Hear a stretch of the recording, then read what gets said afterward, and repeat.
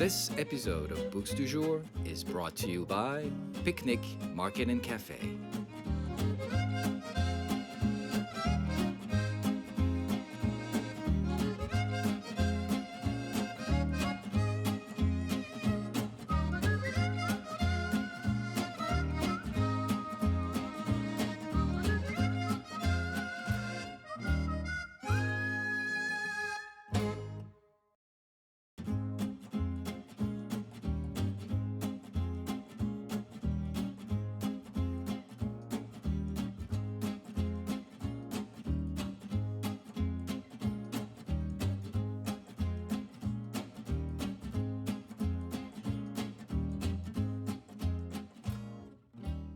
So welcome back to Books du Jour, and I have a fantastic panel for you today, and I'm going to introduce my first guest. It's Stanton Peele. His book is Recover, and the subtitle is Stop Thinking Like an Addict and Reclaim Your Life with a Perfect Program. And you're going to tell us what a perfect program is, because apparently the other programs are not perfect, correct? Well, perfect is an acronym, so it's not claiming it's perfect, it's your inner perfection. They have Billy Hayes, that no one knows who he is, but once I tell the people what he's been doing and what he wrote, everyone say, oh, of course, that's a guy. I will be talking to him. And Lodro Rinzler, who is still trying to walk like a Buddha, and you see how successful he is with that. So we're talking a little bit about addiction, and you were the author of Love and Addiction, and this book is about recovering with the perfect program. As I was saying, the perfect program is an acronym, and it relates to Buddhism by saying you're looking at your inner perfection. It's kind of a total acceptance, a radical acceptance model, which is opposed to the recovery model in America, which looks at you as basically flawed, that you're inherently disabled, that you're powerless. And you need a higher power to do it as opposed to doing it yourself. Yeah. Which is not a Buddhist concept, and Buddhists have a lot of trouble with the 12 steps. And I make the argument in Recover, how do you get better if you're telling people that they're debilitated and they don't have the strength to get better? That's not how you deal with people you're trying to help. That's not how you deal with children. We have a really reversed model of what's the most helpful way to get people to overcome addiction. Now, we just had the death of Philip Seymour Hoffman, who started taking apparently drugs, regular drugs over the counter, not over the counter, but prescription drugs, and then apparently just went into a straight heroin shooting. And well, that's a perfect example. Okay. You know, he was attending Narcotics Anonymous, a 12-step group, when he died. No, I didn't know that. No, and he had been 23 years clean, and then all of a sudden he takes prescription drugs, boom, everything's over. And people in the recovery movement say, doesn't that prove the disease model? To me, it proves how disabling, how unhelpful the typical 12-step recovery approach is, because it convinced him that he wasn't capable of, once he took a pain medication, of dealing with that or of extricating himself from that. My approach, the perfect program, tells you, don't think that way about yourself. Think about your strength and your ability to possess and control yourself. That's the best route out of addiction. You work a little bit with substance abused clients in your spirituality? I do. You know, when my first book came out, The Buddha Walks into a Bar, a lot of people would pick it up and say, oh my God, this guy's encouraging everyone to drink. This is horrible. Then they would open it up and realize that a lot of what it is looking at why do you drink? You know, what do you really need to actually drink? Is this societal pressure or pressure from your friends? Or is, you know, what's your intention behind having any given drink? So I've had a lot of people reach out from addiction groups, people who are currently working with family members who are going through intense addictions, and saying, you know, can this meditation thing actually help? And I think it's basically what we were just talking about. Can we actually keep coming back to the notion of, I'm basically good enough, basically worthy enough, basically able enough to work with my addictions, as opposed to, I'm basically messed up. You know, this is the view that a lot of us have in society. It's the myth of addiction, right? Myth of addiction. Exactly my approach. We have mindfulness meditations, and the idea is 12 steps in AA tell you you're powerless. Once you have that drink, you can't control yourself. But using mindfulness meditation in my book, we say you can interject imperfect. The P is pause. You can stop the clock, take a moment, and pull yourself back from that kind of experience. And we offer meditations to fight addictive urges. a practical application of those kind of Buddhist concepts to recovery. Billy, I found your book very inspiring. It's a book of letters that you wrote when you were in jail. You spent 5 years in the Turkish prisons, and you've witnessed firsthand addiction. We talk about the skinny Frenchmen and the rest. What's your view on someone who's addicted, who becomes addicted to heavy drugs, I mean, like heroin or others? Well, then first we have to define what dangerous drugs are. Okay. In our society, it's kind of on its ear because alcohol and tobacco, which are really the dangerous drugs. Tobacco, it says these things are killing you. They sell them. Every sports show is urging kids to drink, which is the biggest problem among teenagers now. But the reality for me was I discovered yoga just before getting arrested. And yoga in jail particularly made me realize that in prison you have no control of anything. People tell you what to do, when to do it, how to do it, except you have control of yourself. And that's what yoga does. Yoga practice, Stanton was talking about mindfulness and Buddhism.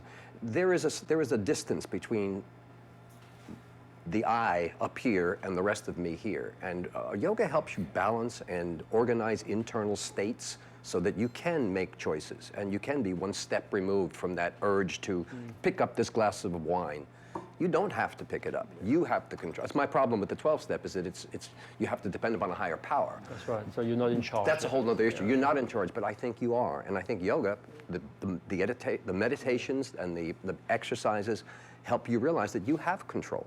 Everything around you happens. You decide what it means and how you want to interpret it. And yoga helps you keep balanced. And guys in jail desperately need yoga because they can free themselves in prison.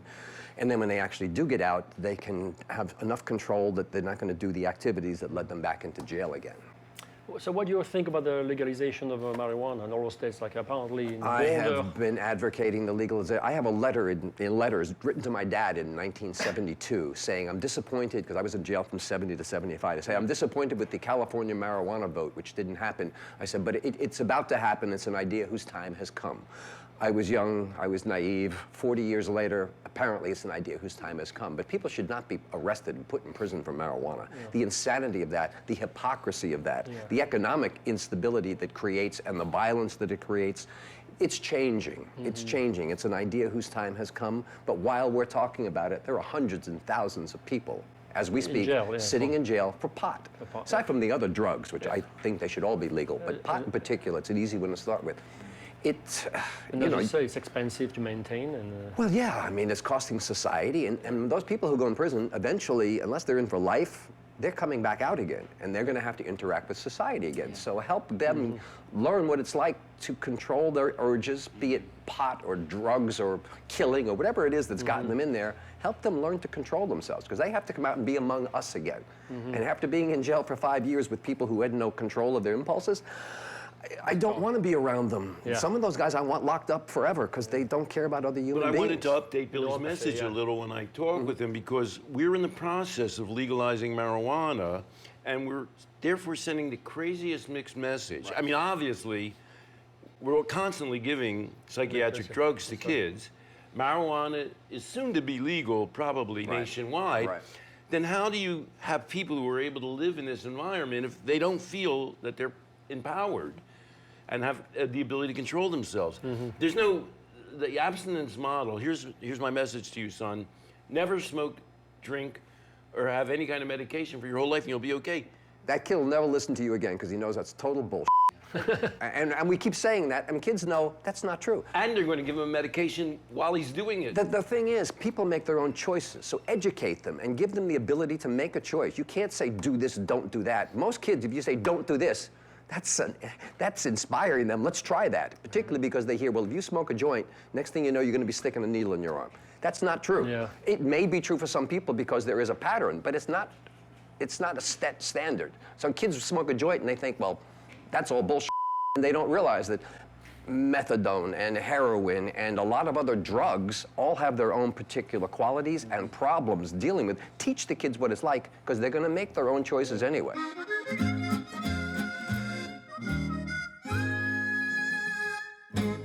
What's interesting about your book, and everyone should read it, it's if you read all the letters in one sitting, like I did last night, it's a growth, your own growth, you know. And you see at the beginning, it's all like Jack Kerouac, and I'm cool, and I'm snappy, and I'm the early cool letters. It's unbelievable. I'm the same idiot that got myself busted. You can read it in those early letters, and then as time and weight and years and tears, there's an arc and a change. And luckily for me, like there you was. step into yourself, and you're in control, and you reflect, and you're maturing, and it's palpable. I mean, it's one of my major themes in my book, Recover, Stop Thinking Like an Addict, is that most people follow that trajectory. Contrary to the disease model, most people don't go downhill and lose control of their behavior. Most people are more, well, Billy's unique, okay. But most people get better control of themselves when they become parents. Billy's married for 30-some years. When they settle down into the kind of work they do. Why fight, the recovery model fights against people's natural tendency to mature and become better able to control themselves. Your book is about the dark side of life, I suppose. You talk about the drinking and doing drugs and masturbation and all these aspects that no one really talks in relation to Buddhism. What prompted you to write that book? You know, I often get this sort of question. It's like, you know, why are we talking about drinking? If it's, you know, that's not very Buddhist of you. That's right. But it's, in my mind, you know, we go into high schools these days and we turn to kids and say, if you guys are gonna have sex, we should talk to you about condom usage and you know, like what your options are. And I'm basically saying the same thing. You know, kids these days being like 20-somethings, are gonna go out and they're gonna drink on a Friday night. And that doesn't mean that they aren't going to be spiritual. They shouldn't have to like separate their world out and say, oh, I'm gonna hold my religious beliefs, my spirituality, my meditation or yoga over here. Am I going out with friends? And the fact that I might occasionally smoke marijuana. Or the fact that I, you know, I'm going to, you know, engage in romantic things that end poorly or wonderfully, but also then poorly. And so if a kid's gonna sit there, I say, if you've got a shot of tequila in front of you, what's the why there? Why are you doing it? Is it because you had a hard week and you wanna forget? Because that's gonna take you down one road. Yeah. Or is it because, you know, you're out with friends, you're celebrating, this is the way that you decide to connect, that's gonna take you down another road. To put into And that's a goal. mindfulness approach to addiction. You've got to be able to reflect on the ongoing here and now, which is what mindfulness is about. What are those feelings and drives that you're experiencing? How can you understand them? Can you control them? Can you redirect them? That's the only way that you're going to be able to deal with potentially, I mean, whether or not they choose to drink after they enter recovery, they still have to be able to be mindful of those impulses and how to redirect or direct them. See, this is my beef lately. You know, everyone's talking, mindfulness is like the trending topic. You know, Huffington Post said this is the word of the year for 2014, right? So everyone's like, oh, mindfulness, it makes us so efficient and productive. No one ever says mindfulness, it actually helps you work with your addictive behaviors. No one thinks about that. No one sells that part. Oh, it's going to lower your stress. It's going to make you healthier. No, it's actually going to make you make healthier decisions long term. That's right, because you can watch it. Exactly. That's actually, that's a big point in my book. We have two models in America. We have one model, which is, oh, powerlessness, disease. Then we have the mindfulness model. Those two things they don't fit together very well, do they? That's right. Do you think there's a trend in the Western thinking where we have to punish ourselves if we're not the right way, and oh, absolutely. and lacking compassion or self-empathy, I suppose. There's an important concept that I incorporate in my addiction treatment, which is radical acceptance or radical self-acceptance. We do talk about that, that's right. You can't begin, I mean, one of the problems with the recovery movement is it's a kind of steeped in guilt kind of thing. All the bad things that are happening to you, you spend all of your time in a meeting learning all the mistakes you've made. That's not really how human beings get, and we know that. We know that people are more likely to get better when they feel strong and whole in themselves.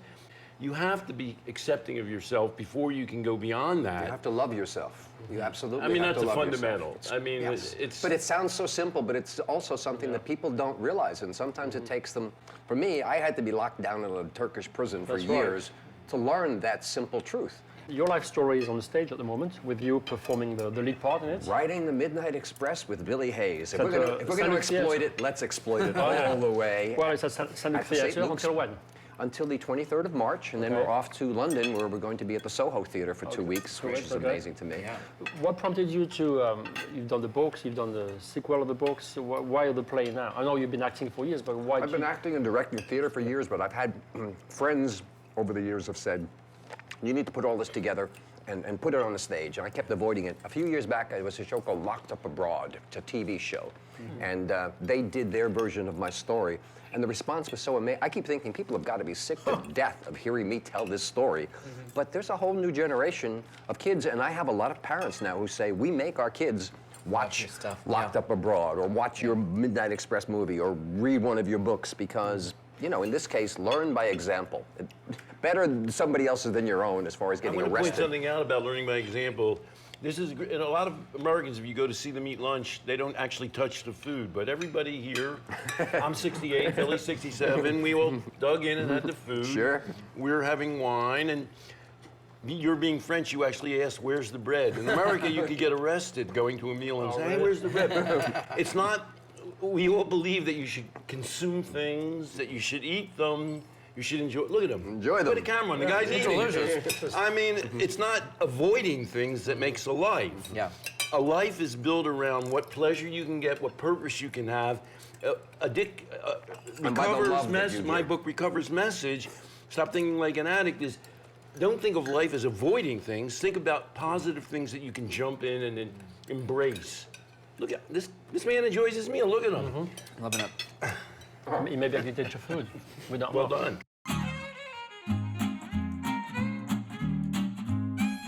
Let's talk about technology, because it's taking a toll on everyone. Yeah. I can eat because I can barely open my emails. So I'm sure you guys will handle all the Okay. technology stuff. No, but do you have like a smartphone, for example? I do have a smartphone. I can barely use that. Each time my wife upgrades, I get her old phone and I have to learn it. I was just learning the BlackBerry when she went up to some iPhone. Now I've got her, whatever this is. You know, I've started noticing this new thing. I don't know if you guys have seen it, where people get into an elevator and they take out their phone. It's like you're going to be in this thing for about 30 Because seconds they don't max, want to interact, right? There's eye no contact. level Yes. of ability to be with discomfort anymore. And as you said before, everyone wants to embrace pleasure. No one wants pain.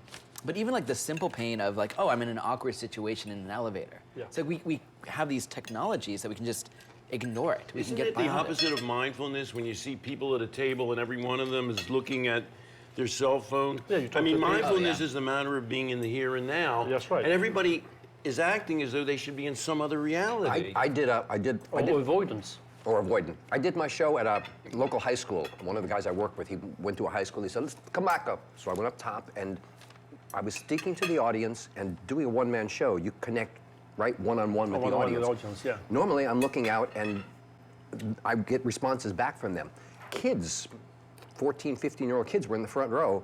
I realized quickly they couldn't keep eye contact. They kept shying away from me, and several of the girls were like this. They were listening, but they didn't want to interact. Yeah. So I stopped, and then I would just talk to the adults, and it was fine. Afterwards, I had the teacher say, these kids are not used to looking at people one-on-one in the eye because they're either online or somewhere. So that connectivity that all of this technology gives us also separates us in a huge way, I think. There's a whole generation that doesn't understand human contact. It's all through here. We're just in this emerging trend where all of this new technology is coming out. We can't keep up with it, right? We all think it's good. It's keeping us more connected, and that's fine. But we are ignoring some of the risks and the addictive.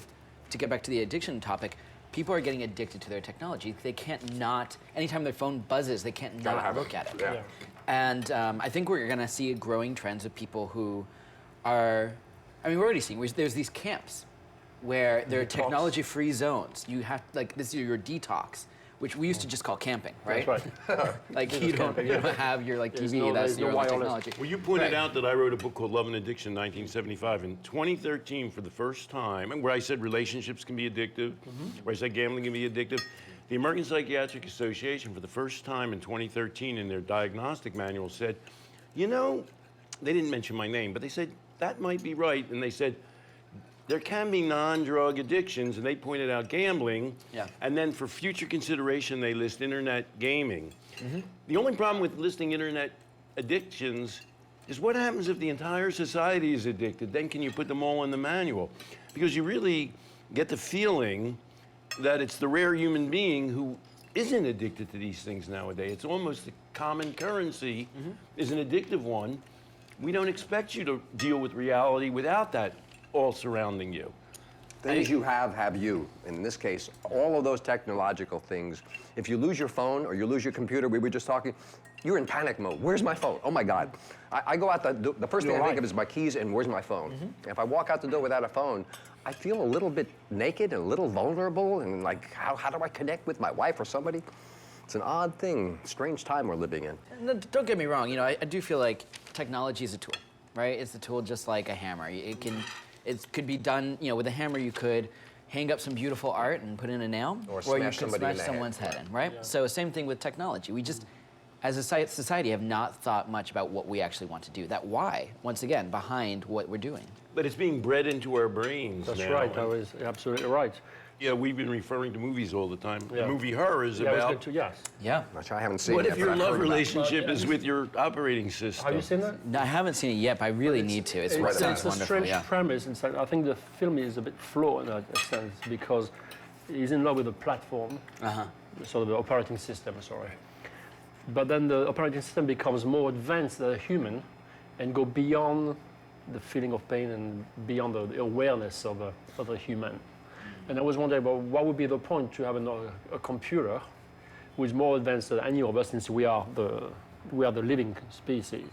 I found it kind of persuasive. You know, you're sitting there listening to that It's very operating system. seductive. It's very seductive. It's Scarlett Johansson. I mean, how could it not Well, be, right? Yeah. now there's a whole nother issue. Right, there's an addiction. But, you know, part of the beauty of the film was you could believe that this operating system was that beautiful person. I mean, it's only, if not currently, it's only a matter of time before they can do that. But talking about love and addiction, I mean, have you heard about this thing called Tinder?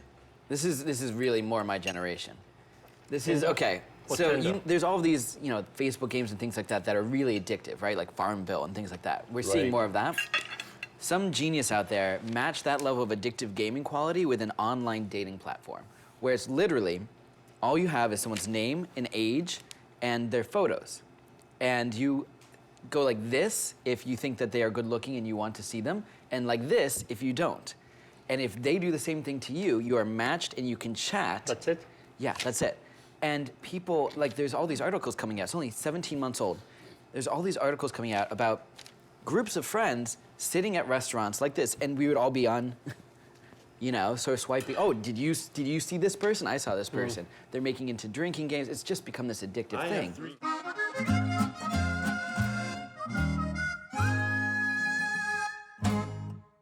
So you still work with the convicts? I do. Yeah. I work with the Prison Yoga Project, particularly here in New York. Which and you did not create it. I didn't create it. This is a project by James Fox and some other folks, thought where that they send people into prisons, yoga teachers to teach convicts prison, and they teach actual yoga teachers how to go in and deal with convicts, because it is a different setting, you know, set and setting. You have to know what you're doing when you go into a prison, particularly teaching yoga. Yeah. It's an odd thing, guys stretching and sticking their ass up in the air and all that weird stuff that first Yeah. people look away from, but once, in my case, once people realized I did this every day, and it was doing something for me that seemed to be valuable, and other people started doing it. So we would have a whole group of convicts stretching in one corner, and we would have the religious Muslims who actually came down and did their prayers in the morning, stretching on doing their salutations. At first it was a little, they thought, are you mocking us? But once they realized, no, this is our form of meditation and supplication, whatever it is. Do they know who you are when you go into a jail? Usually because the word sort of spreads, particularly when I go to high school. I don't do as much high schools now. I used to do colleges for years. I did 103 colleges. And of course, they all would know my story. And they would wonder, who is this weird guy? And then they would hear me speaking, and hopefully some good stuff would come across. I got nice feedback from particularly high school and college kids. I did a high school last week or 2 weeks ago, and one of the teachers wrote back, and one of the kids said, in my show, I talk about turning the escape switch off. That's right. For me, it was actual, because I was always trying to escape. And then a friend died, and I realized I need to not be doing this, because he died coming to help me. So when I turned the escape off, And you could be present. everything changed. I could be You had present. to unlearn a kind of a inherent response in order to actually be open and to actually escape. It's kind of It's an internal escape. It's One an of the escape. kids from the high school said, tell Billy that I'm going to try and turn my escape switch off and see if I can just chill for a while. There you It's go. like, oh, to balance my karmic scales, to hear this, to balance against whatever I'm doing on this side, to hear this kid say he's going to turn his escape switch off, it makes so much of it It's worth almost it like for we me. can say overcoming addiction is a matter of turning off your escape switch, escaping from life, escaping from your addictive habit, and instead embracing other people in life. Yeah. So you need to find something that sustains you, and that's an inner joy. And once I discovered that, prison became a different place for me. So how do you explain some people can do it to some people? And you could. I had two wonderful parents who I caused so much suffering because of what I did, but I have to give them so much credit because they gave me a foundation for life. They taught me what was important from their point of view, and then they let me make my own decisions, which was good because once I got out and once I was in jail, I was on my own, and I had to sustain myself. And what they gave me helped me sustain myself. It's almost as though Billy's prison experience was a foundation for the rest of his life, but it was the worst and the best thing that ever happened to me. But what we're trying to do, I think both of us, is how do you avoid 5 years in jail and still pick up that experience? Please. Right, How like can learn you from the please little do. mistakes so that you can actually, this act of discernment. So to get to, addictive thinking, the more we actually, one of the words for meditation in Tibetan is gom, G-O-M, and it's become familiar with.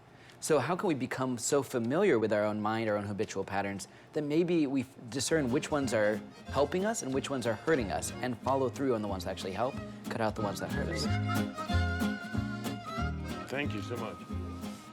And you want bread? Do I have oh, there, thank you. Wow. What did you ask for? Bread. Did I tell you he's French, or did I mention that?